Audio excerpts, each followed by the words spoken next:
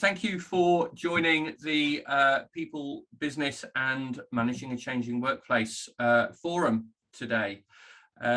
We have 4 of us here to discuss some questions that we have around the topic. We hope that you'll find the discussion very interesting. We hope that you'll find it enlightening for you. I'll just go around and ask the panel to introduce themselves to you so you know who's who. So if I'll start with, on my left, I've got Hayley Parker. Could you introduce yourself, please, Hayley? Hi, everybody. I'm Hayley Parker, one of the company directors for Opsbox Group. We provide business support services to SMEs. Thank you, Hayley. And to my right, I have Kay. Hi, I'm Kay Hamblin from 8 Legal. We help small businesses get the best out of their people with practical, pragmatic HR and employment law support and consultancy services around things like engagement, culture and resilience. Thank you, Kay. And Louise. Hi everyone, I'm Louisa Armstrong. I'm a psychotherapist and I'm also a mindset coach, and I help people with their emotional and mental well-being. I help people on an individual basis and also on a group basis. Thank you. Thank you, Louise. And finally, I'm Steve. I'm from the Job Guru. We help small businesses and HR consultants to recruit in this very strange world at the moment. So we work with a lot of businesses with 20 or fewer employees to help, get people in this changing world. So we'll start off with the first question that we're going to discuss and try and answer. So the question is, basically, the better a person feels about themselves, the more motivated and productive they will be. So how can we help our employees stay positive and valued in this ever-changing world? And I'll go to Louise first on this one, as this is very much Louise's topic. Thank you, Steve. And yes, it is, I think, one of the most valuable things in business, because business is all about relationships, and it all starts with the relationship you have with yourself will determine the relationship you have with others. And the better we feel about ourselves, the more productive and the more motivated and the more valued we will feel. So there's a lot of things the employee can do for themselves with the mind, body and soul, what they eat, their exercise and the state of their mindset. But what can the employer do? I think one of the greatest things is to form trust with their employees, because when employees trust their employer, they are much more likely to produce a higher, basically a better quality of work. So I think a lot of this comes down to trust from the employee, trusting the employer. And so one of the things is how does the employer gain that trust with the employee? How do they gain that trust? And there's several things here. I don't know if you want me to go through them, Steve, or if we want to leave that open to others. Yeah, well, we could come back to those. I think that's really important, is trust. As you say, it's a really key thing. And we'll see if Hayley and Kay pick up on that thread as well. We'll go to that. So yes, Hayley, what are your thoughts? Trust obviously is key in this sort of thing. Any other aspects? I think the values of a company are often considered to be a marketing gimmick. And when we're working with businesses, we talk a lot about what do the values of your company actually mean, and actually how do you best use those to engage your team members as well as engage your customers. And I think shared values are really important. So we know through evidence that where an employee shares the values that the company has, that really improves productivity and performance. And trust is quite an important one. So a lot of companies say we're trustworthy. Well, what does that actually mean? And I think one of the key things that I would recommend any business to be focusing on is your values should be the how of your company, the how you do things. So if you're saying this is how we do things, so these are our values, a really good way of building trust with your employees is, well, that's the way you operate internally. So it's not just how you work with your clients, it's how you work internally, and it's the kind of company's ways of working that will build that trust and support the motivation of employees. Yeah, I think it's a good point, is you know, do what you say you do, or do what you say you believe, is very important. And Kay, from an HR perspective, how do you think that we can help our employees stay positive and valued? Yeah, it's probably not an HR perspective so much really for me on this one, but I think a lot of it is, it's the same basics that apply in any workplace. So it's, you know, having a degree of autonomy, feeling connected, feeling a part of something bigger than just yourself. But I think at the moment, particularly, a lot of people feel under huge emotional pressure. It's been such a time of change, and that makes people feel, I don't know, I think a lot of people are suffering from chronic stress. They're a bit frazzled and they've got sort of brain fog and they feel a bit vulnerable. And I think permission to be vulnerable and expressing that vulnerability can be really helpful. And I think that has to be modelled from the top down. So I think as leaders and managers need to kind of probably express that things are difficult for them too, and that it's okay to feel a bit under par, and it's okay to be struggling a bit at the moment, because everybody is, I think, in different ways. But I think it's getting those basics right. So all the people talk often about, you know, well-being initiatives and having yoga classes and things like that, and I think that's lovely, but you've got to get those fundamentals right about, you know, a decent working environment, a degree of autonomy and control over the way you do your work. Yeah, that makes sense. And yes, I think, as you say, having those, putting well-being ideas into the system, into the plan, but without really considering what actually is going to benefit your staff. Just having it there as a totem almost is not really beneficial. It might make the company feel good, but they have to actually genuinely be putting it there for their employees and not just for a PR exercise. Yeah, I think so. I'd also kind of add into that the importance of communication and engagement. And I think this is always seen as one of those kind of fluffy things around the edge. But I would say 80% of the businesses we work with, communication has become the challenge. So they've grown. It's a company that's grown, and actually there's no ongoing dialogue through whether that is informally, whether that's a more formal process through one-to-ones, management meetings, etc. So the directors or the owners of the business get quite frustrated, but the employees quite rightly are even more frustrated because they don't understand what's going on, they don't understand the direction. They hear that they're being supported, particularly over the last 18 months, but how does that translate into reality? Yeah, very good point. And Louise, would you like to sort of follow up on these? You started the answers. Yeah, absolutely, and thank you, Hayley and Kay. You know, they're very poignant points, and that brings me on the trust with the communication, because that's what business is all about. You know, being able to communicate in an effective way. So a lot of those things is, how can we actually, if I just touch on communication, if we're going to communicate, we should only make promises where we can actually deliver, because so many times people say things, you know, in the air and nothing actually comes to fruition. So to create effective communication, we need to be really aware of that, and to encourage our employees to speak up if they are feeling overwhelmed, if they are feeling exhausted, if they cannot meet those work deadlines, and if they learn to speak up in the beginning and are able to have that space, maybe the deadline can be extended, maybe there can be somebody that can be, you know, someone else can help on that project. So it's really important that people are able to speak out. And I think you touched on it, Hayley, sharing information, what's going on in the background, you know, sharing that information can be so important.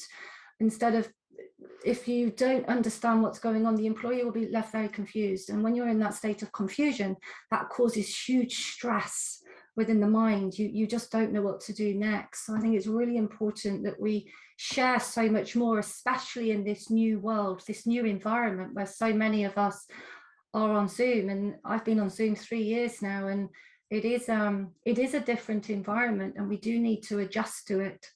And I think being organized as well is very, very important, especially with the dynamic changing in the workplace. You know, you do need to be more organized as to how you are going to conduct your work and what the employer expects. So many employees today don't really know what's expected of them, so it does need to be communicated so they really do know, you know, really the expectations of the company, and they are much more likely, you know, to be met.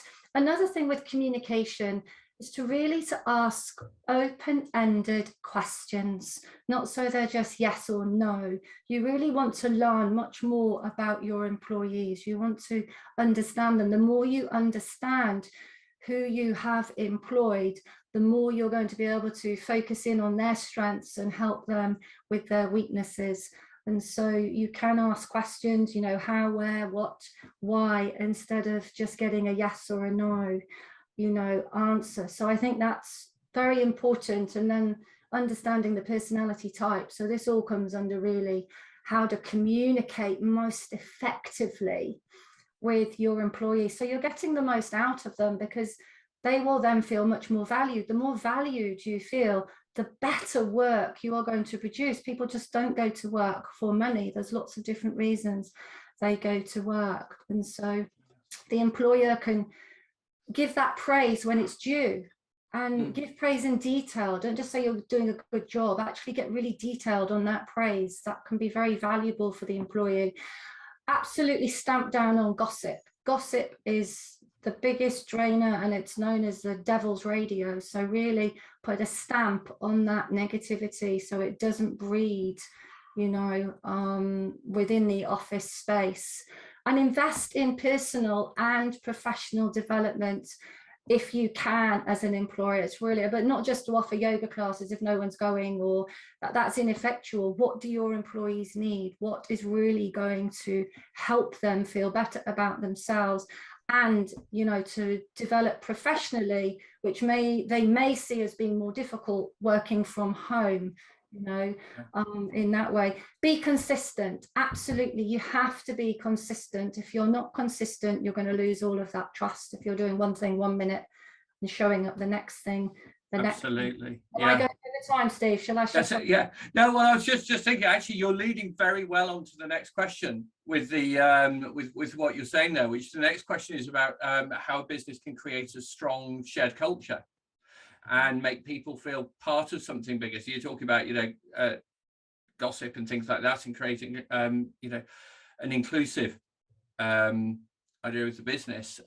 So, you know, it's interesting. How can we, if people aren't spending so much time in the workplace and interacting face to face with their workmates, how do we create a strong shared culture for the business? You know, so do you want to just lead on to that, Louise, and then we'll go to Kay and then to Hayley.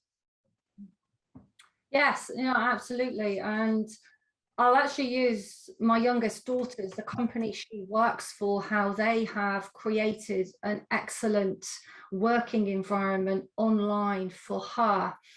And they have now morning meetings every morning for 10 minutes. They call them huddles. And this gives them a time to express what's not working for them. And that could be personal. You can come to the floor with anything. It doesn't really matter. It's just sharing something that isn't working in their lives, and then something that is working for them and where they feel they need help. And it just brings them together, and they meet now every morning for 10 minutes, and then they have a 25-minute meeting on a Friday. And so this has really been the way that's helped them come together by not going into the office. She is actually going into the office 2 days a week now, but that is still a big change from 5 days a week. And it has had a brilliant effect on the team because they work very closely in teams. Yeah, so it's maintaining that face-to-face, regular face-to-face contact. And what are your thoughts, Kay? Well, my first point I was going to make on this one is exactly what Louise has just said, actually, that having a really regular place to touch base, and, you know, it can be something informal and you can bring anything to it. So, you know, what's gone well for you, what's not going well for you, how can we help each other to make this work better? And I think that's absolutely essential. And I think the other thing I would say is going beyond that.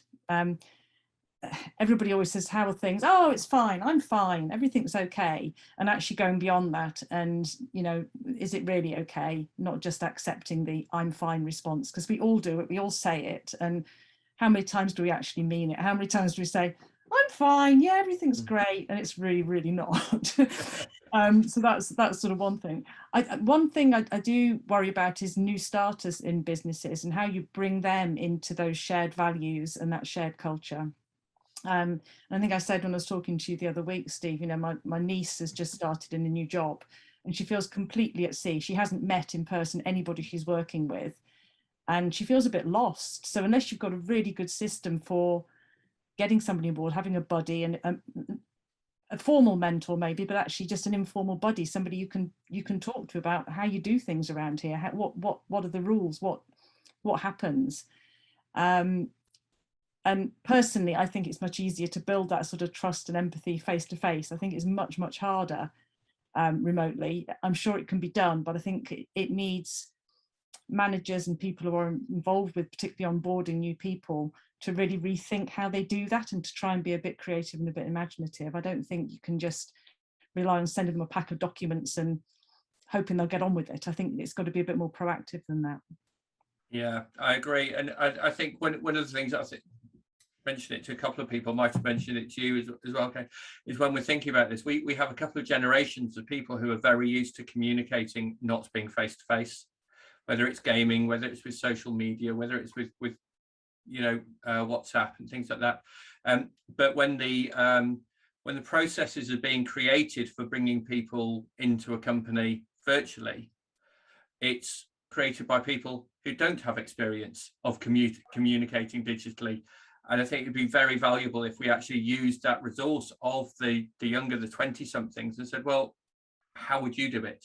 How would you like to be brought on? And I think we tend to miss that out. I mean, Hayley, what are your thoughts about creating? You work with a lot of different businesses, who are growing. So culture, maintaining culture while they're growing is very important. How do you feel about managing this when people are in different situations now? I think it's such a challenge, and it's definitely the agenda in most conversations that we're having. And I love hybrid. I love hybrid because I don't think there's ever one size fits all or one solution that will do it for every business. There will be different things that work for different people within your teams. There will be different things that work for different businesses, and it's about understanding what the business needs actually, and it's also about understanding what your employees need and then agreeing a consistent approach that everybody feels part of. So I think that's a real key thing for me. We've talked a lot about communication, and this is 100% communication focused from my perspective. I think regular touch points are really important. As a line manager, that's on a one-to-one, that's not just within a team session. You will get people that will not be comfortable to say that actually I'm really struggling, I'm finding this really hard. They won't do that in an open forum. You'll get people that also won't do it on Zoom, but if you actually pick the phone up to them like you would have done pre-pandemic, you'll probably get more of an understanding about where they are when you can kind of hear something going on in the background. So I think it's a really difficult dynamic for managers, and most managers have not been trained to manage remotely, and it is completely different. So I think there's almost how do you manage somebody remotely? You've then got, from a company perspective, how do you create and maintain a shared culture? And it's different levels and different types of communication that I think that drive that, and different actions that you take as well, that complete and utter consistency, pretty much echoing what Louise and Kay have already said. Yeah, I think that's it's interesting what you say about people will say one thing on Zoom and they might say a different thing on a telephone call. I was talking to somebody recently and they said in their business it used to be lots and lots of phone calls, and now nobody makes a phone call, everybody just automatically goes to video. And they say there are some people who are very confident and comfortable being on screen, being viewed when having detailed conversations. not necessarily intimate conversations about how they're feeling, but just anything with detail. Some people feel fine about it. Some people feel very anxious and very awkward. And yeah, we have to remember, I suppose, that there are different ways of communicating when you're not face to face. You can still use the telephone, you can still use email, you can still use text or WhatsApp even, but understand what people are comfortable with. Yeah, if you understand that and how to communicate, it makes a huge difference, doesn't it? And generating culture. As just on that with the culture, obviously there's lots of discussions about going back to the workplace, and you know, the potentials of them and us's in the business, the ones who were furloughed, the ones who weren't furloughed, ones who are more confident about being around people, ones who are less confident due to COVID and things like that. And there's a networking group that I go to, and they've gone back to face-to-face meetings, and they've come up with an armband idea, a wristband idea. So if you have a green wristband, then you're fine and you're comfortable with being in close proximity with people. If you've got a red wristband, it means that you're unsure about it. And it just, I thought that's a good idea, because it just automatically gives a visual, very subtle but visual cue to say, right, this person I can go up to and I can get really close and shake their hands and everything, and they'll be fine. This person, I'll just stay a couple of paces away and give them space, and it helps to you know, keep everybody comfortable, and you know, stop that situation of maybe people feeling like really awkward about what do I do, how do I talk to this person, you know, it just gives that. So I think having that you know, having that's another method of communication, I suppose, using visual cues. And you know, we were talking, Hayley, you talking about that with the online, and we're talking about, you know, managers talking, how are people and managing them online, and the difficulty they're having to learn these new skills. And so that leads us on to, you know, how do managers strike the right balance between overseeing and supporting their teams, but not micromanaging them, not thinking, oh, I'm not there with you all the time, so, you know, what are you doing, how are you doing it? You know, how do they avoid, how does that manager avoid that micromanagement pitfall? I think my view on this, there's a big element that starts at, from a company perspective, what's their approach to managing people? And I think that then sets the direction and makes it really clear with managers in terms of the type of, you know, management and leadership that they want to be seeing from managers. It kind of is a bit of repeat really of what I've already said. It is new for a lot of people, remote management. And the way that you do that is quite different. You'll get people that are so uncomfortable because they don't know what somebody's doing. Whereas if they're in the office, they can see their laptop screen. And we've all seen these, you know, horrible headline stories where software has been put onto people's laptops so that they know what they're doing every second of every day. Is that the culture that you want to create within your workplace? And I mean, any business I'm working with, I would be recommending that they absolutely don't do that. I think how you measure people then comes into that. So if you're somebody that is working remotely, you probably need to be thinking more about output measures rather than input measures. So for different types of companies that are really heavily driven on, I don't know, numbers of calls made, numbers of this that are completed, the focus probably needs to move to, well, actually, what do we want our performance management structure to look like? Because I'm very much within our company, XYZ piece of work needs to be completed. As long as that's completed, I don't mind if that takes a day or if it takes somebody an hour. But that's a very different approach to how other businesses have previously and historically managed. So I think a lot of the work that we're doing at the moment is mainly people focused in terms of saying, What roles do you need in the company? What capabilities do you need in the company? How are you going to measure performance so that you have that consistency, you're providing that feedback? How are you going to develop your people to support achievement against that? And how are you going to recognize performance? And I think for a lot of businesses, this is now at the forefront of their minds, whereas it probably wasn't even something that was being considered before. And flexible working will come into that as well. You know, you would have seen the headlines yesterday that where the policies are potentially looking at changing, that flexibility needs to be a day one right for employees. I think if businesses aren't already thinking about their approach to performance management and leadership expectations, they really need to be doing that sooner rather than later. Yeah, and it's I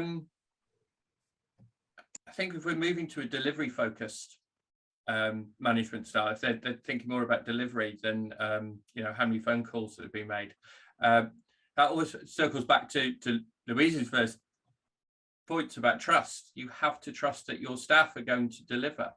I mean, what's your thoughts on that, Louise? Yes, absolutely. And I really echo Hayley there. And it does, even more so than ever now, you do have to build this trust, because if you don't know what your really employees doing at home, you have no idea whether they're walking the dog, answering the phone, hanging out the washing in between their calls. You don't have that, well, you can't see them like you would have once done in the office. So there has to be trust. And is that trust now being placed on the productivity of that person? And are you going to incorporate the flexibility? So does it allow for the mum to go and collect her children from school if she's prepared to work till 8 o'clock that night? Can that work be done in that way?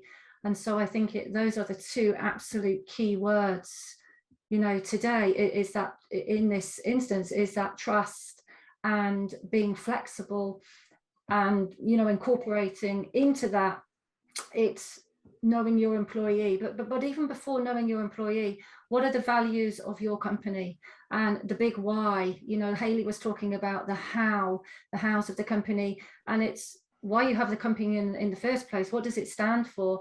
And how are you going to meet those needs? You know, what are the company's needs that must be met? And by employing people with certain roles, how can we then make those roles flexible? Because I think that really has to be one of the key words now, because so people understand that perhaps they can do certain things. I know for my daughter, she's prepared to work flat out for 1 week a month, and she's very happy to do that because she knows next week she doesn't have to work as many hours. She's able to cut back and spend more time at the gym or whatever she wants to do, because she's prepared to give over and above board for that week of the month, because she trusts her employer will allow her to pull back the following week. So maybe the scope for that within the company, which will give the employee that form of trust as well. I trust that what I deliver now, I will be rewarded the following week. That's interesting. And I suppose that, yeah, the trust works both ways. You have to trust your employees to deliver, but your employees have to trust that their company will allow them to carry on. I mean, the risk is where that trust breaks down if, you know, the employee takes advantage, you know, or even the company takes advantage. I mean, Kate, where do you fall on the balance between this? And I suppose for definitely with an HR head on, you know, if the employee does take advantage, that's a really tricky situation. It can be, and I think it is very different. I mean, I'm with what Hayley and Louise have said, that you need to think about what goals you're setting and why. You know, you do need to move away from how many calls you made, how many strokes of the keypad have you had, to what are you actually producing at the end. And so I think the first thing is to think about what you want your goals to be and what you want people to be working towards. Years ago, I was involved in putting on a thing, and we had General Sir Mike Jackson, who used to run the British Army. His thing was, he said, you tell people what you need to achieve, you tell them what they've got to get there, and then you let them find their own way. And I think as far as possible, like, I kind of like that as an approach, that most people work better and are more engaged and more positive if they have some control over how they're doing things. So that can be flexibility about timing and when they do it, but it can also just be about how they do it sometimes. And I think we probably need to educate managers to a new way of managing, to place that trust. I read some stats the other day that meetings apparently are up at almost 25% through the pandemic, and that's sort of some managers' response to not knowing what their people are doing. It's like, all right, we'll have another meeting, without really knowing what that's for. So it is about managers learning new ways of managing and new ways to set goals and new ways to monitor it. In reality, one of the potential downsides of home working and hybrid working is that a lot of people are working much longer hours, and those blurred boundaries actually sometimes psychologically aren't that good for us. So I think it's a very complex sort of question, and what suits one person won't suit somebody else. So again, comes back to communication, finding out what do people need, what does help them to perform better.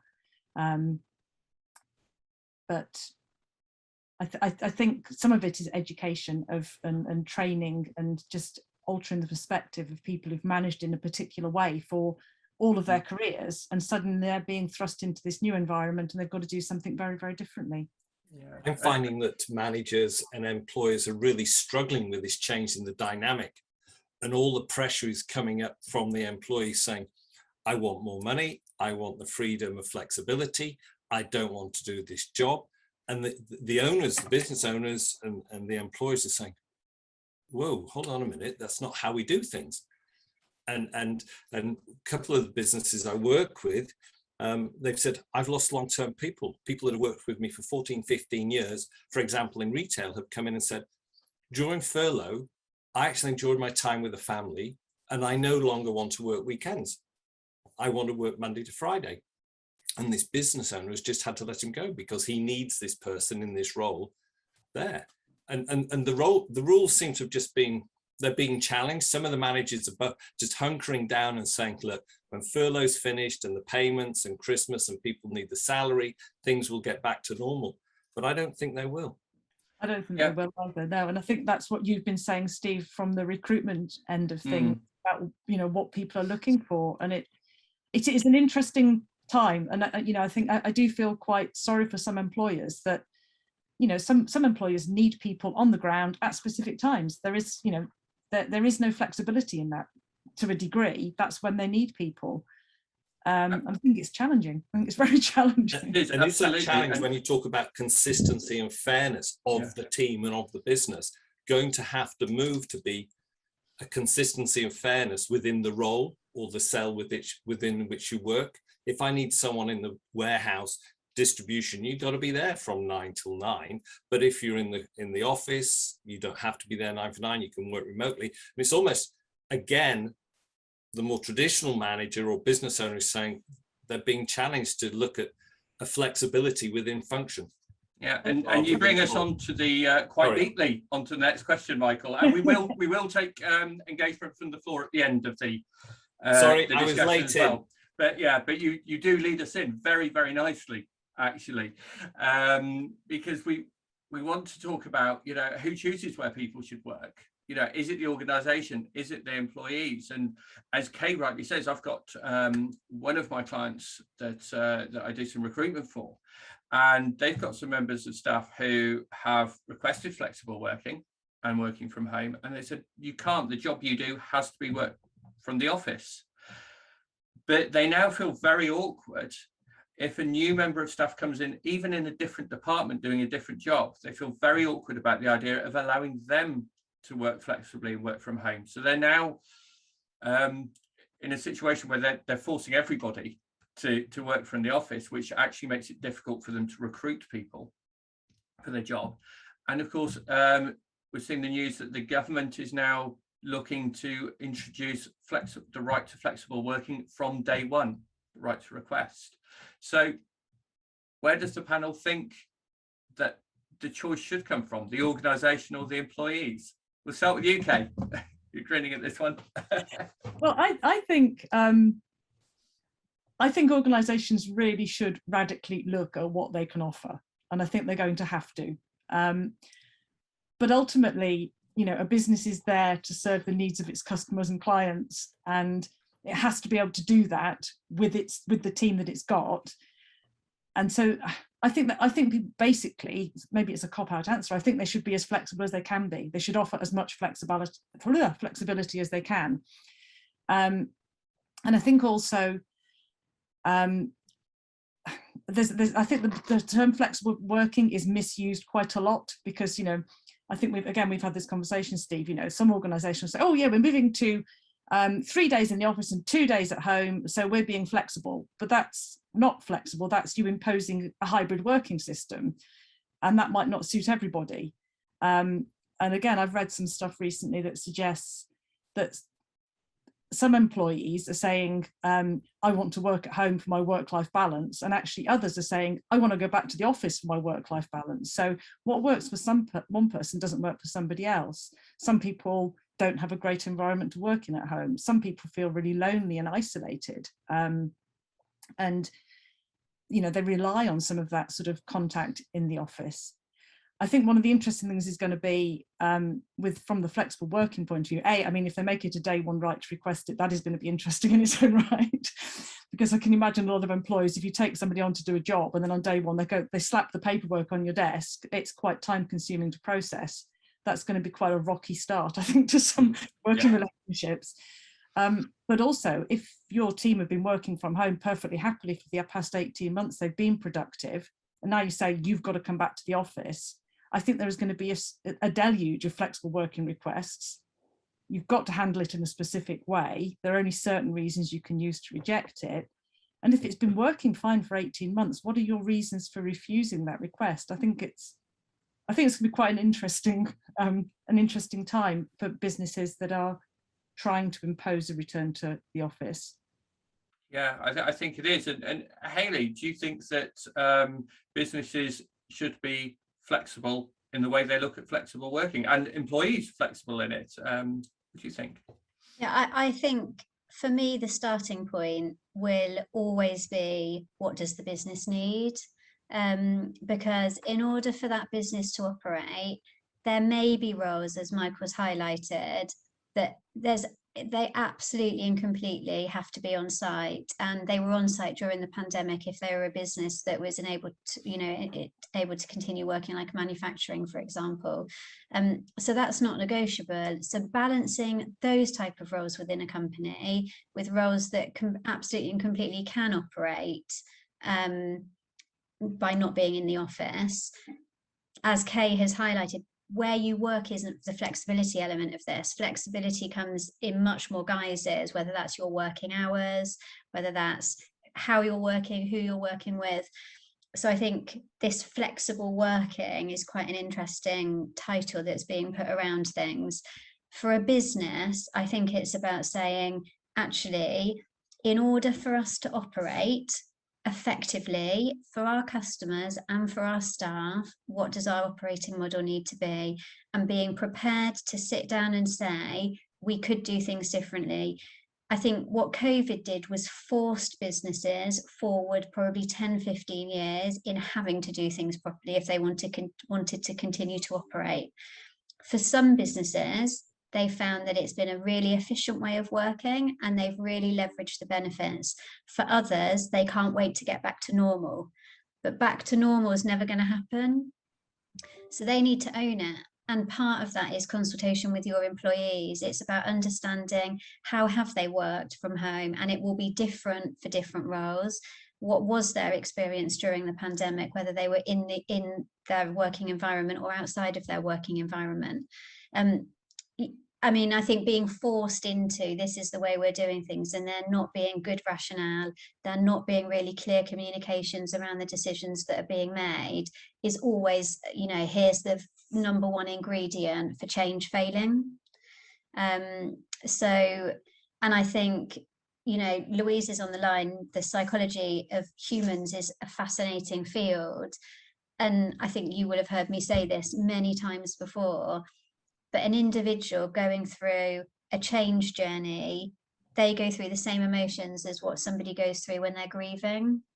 Now, if you actually think about what that means, they're going through the same emotion as grief, that kind of starts to tell you how significant making a change is to them. So my first point would always be, what does the company need? And then it's about, how do you engage your team members to support them to achieve that? Which comes back to communication and engagement, because without it, you're going to fail. And I don't want to sound harsh, but my experience is that's the reality. Okay, that's really interesting. And actually, I'd really like to put that point you made to Louise about the emotional impact of these decisions, and how does a business manage the emotional needs of the staff? If, for example, they've got somebody who really wants to work in the office, and the business has decided they don't want people in the office as well, because it works both ways, doesn't it? So how can they really help to manage that emotional situation? I absolutely echo you, Hayley, on everything you've just said there. And really, first port of call, it is about the business's needs, without a doubt, because the businesses, it's what's keeping these people employed and what's paying these people. So, the business needs do need to be met. So if we talk about what's going on emotionally, when we have any change in our lives, and that's any change, big or small, it is seen to the mind as a threat. And when we feel threatened, we will go into that fight or flight, and there's a certain amount of stress. So we can feel that even with good occasions, weddings, buying a house, getting a new job. These are all, positive occasions in our lives. But because change means the unknown, the mind will react in a negative way. It will go into the stress response because it's on the defense. There's something that might, affect our survival here. And that is really, really coming into fruition now, which is why we have so many people who are talking about anxiety, who are talking about stress. So I think where there are any changes in the workplace, which there will be, we are not going back to any normal situation. That word normal, there is really no normal. What's normal, the new normal, the old normal? But it is a different way of working. And that's where the employer needs to be as flexible as possible, and to understand the employees, their fears, their stresses, their frustrations. Although they might not like the change right now, it may be that they've loved coming into the office every day, but just because they haven't worked from home for any length of time, it could be that they love working from home as well. I've also seen that, where people like both parts of it, or they have changed. They would have been very adverse to working from home, but now they've had to do it because of the pandemic. They've actually really made it work. And so I think it's incorporating definitely that communication, the fact that the employee can trust that his or her boss is making the right decision for the company and to be able to meet the employee's needs. And I think that will come from the communication, actually talking to their employees. Are you asking the right questions? Are you communicating in an effective way? And much of the time, it's the non-verbal that's the most important. It's what your employees are not saying. So again, I echo Hayley there with the company's needs absolutely have to be met along with their values. And have you got the right staff to meet those needs? And it might be that roles change. So if a role can be very productive at home, somebody is perhaps who wants to work from home is perhaps placed better in that position, because that now works within the flexibility within the company. Yeah, really, really good points there. And actually, there's Nigel mentioned in the in the chat box, he was saying that non-tech skills have become really vital. With this change, and so he was wondering how people engage teams in evaluating their effectiveness and the gaps in those non-technical skills, and that could be quite key to teams working better when they're in these changing environments. I mean, what are your thoughts on it, Kay? I think a lot of it comes down to the messages that the business gives out. So I think that does come from their values. And if if you value emotional intelligence, if you value some of these softer skills, communication, building in trust, then you have to model it, reward it. You have to make it part of what you do. And it's no good a company saying, oh yeah, you know, we really want everybody to be more vulnerable and more open and more communicative, if actually that's not how the business runs. You know, you can say those things, but it's about walking the walk, isn't it? If you say one thing but actually it's business as usual, then your employees will pick up on that. So it's got to be an authentic desire for those things to take center stage if it's going to actually have any traction, I think. I mean, there's a lot out there that everybody's saying soft skills are what everybody needs, and I would add to that, it's a lot of the time, one of the things we always say to people is, when it comes to recruiting, and you'll probably say the same, Steve, I guess, so a lot of skills you can train for, but attitude and some of those softer things are much harder to train for. They can be done, you can change, and you can develop emotional intelligence, you can change your mindset, but it's difficult. It's much easier to train somebody in Excel than it is to change their mindset.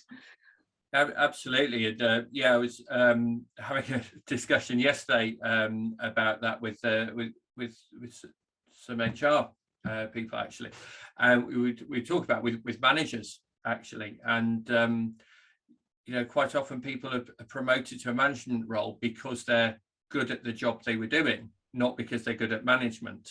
And you know, these soft skills are in recruitment, they're so important for companies. They must have the fit, you know, it's the culture fit, but it's also how does it benefit the team. If you have lots of people who are, you know, who are very unemotional intelligent, you know, they don't understand their own emotions, they don't understand another person's emotions, the team is going to be, you know, at loggerheads constantly. So you have to have a balance in there. I mean, obviously, Louise, this is something really key to your thinking. Yes, absolutely. And it's knowing people's strengths and weaknesses, and it's, you know, knowing your own strengths and weaknesses as a manager, as a team leader. You need to know your own. You can't be an effective manager if you don't understand yourself, because otherwise, you know, you will become very reactive.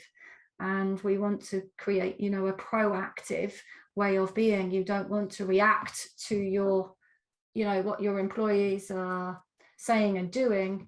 You want to be able to keep on track with you, and that comes from understanding and knowing yourself. And that really is the essence of emotional intelligence, understanding self, because when you can understand yourself, then you have a lot greater understanding of someone else, and so you're not reacting to the environment. So absolutely, Steve, that's the bottom line of it. And if you're feeling stressed from all sorts of personal things that are going on in your life and anxious, etc., that will undoubtedly come into the workplace. It cannot not. And I'm seeing that all the time in how people's work is suffering because of personal issues and change and all sorts of you know, things going on. So it does start with self. Yeah, I think that's great. And we're running low on time. Got 5 minutes left, but I'm quite keen to get to what Camilla has just put in the chat box, and she's put a couple of points, but I'm going to go to her point 2 first and ask for Hayley's thoughts on it, because what Camilla said is that she's got a whole team who cannot work from home as they're in production and need to be there. Obviously, you can't do your production line from home, but she's worried that they're going to feel that's unfair, and if they start allowing others to work from home, and people think of this as a perk, how do you deal with that conflict? And this is exactly what I was talking about with my other client earlier. They said no to some, how can they say yes to others? Hayley, how do you deal with that? I think, I mean, Camilla, I'm happy to have a chat with you offline if that would be useful. It's consistency. So it comes back to different roles have the ability to work in a different way. And I think if there's a feeling at the moment that working from home is a perk, the first step for me is saying, actually, kind of probably I'm repeating what I've already said. What does the business need to operate? actually, how do we want to operate?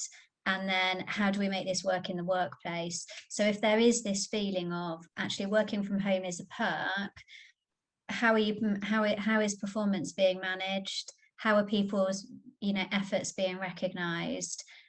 How are decisions being made on home working or not home working? How have team members, the company been engaged? What has the broader company communication around ways of working, place of work, etc. looked like?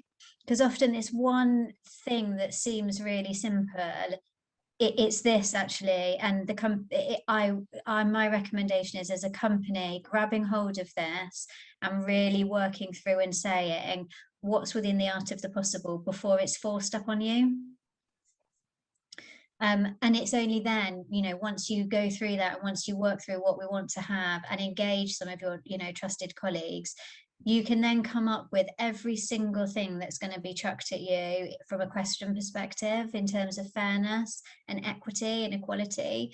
And then you've got your responses ready and you address those issues as part of your planning. So you consider it as part of making decisions on what you want to do and the approach that you want to take for communication. Whenever you're doing restructuring work, so I've done it kind of in corporate companies, I've done it in really small companies, it's what do we need to look at, what do we need to deliver, how best do we do that, how are we going to engage our people throughout this process in terms of decision making but also communication.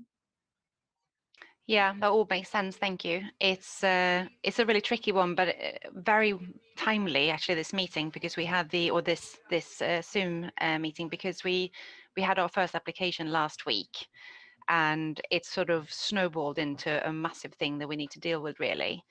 We've had a very good conversation with the person in question, but it has opened up the whole discussion about what's fair, what somebody might think is a perk, somebody might not think is a perk. What sort of rules can we as a company put down? For example, could you offer it to just seniors? But if so, what would the seniors in production get? And what would you use as an explanation to the rest of the company that this is suddenly acceptable from seniors?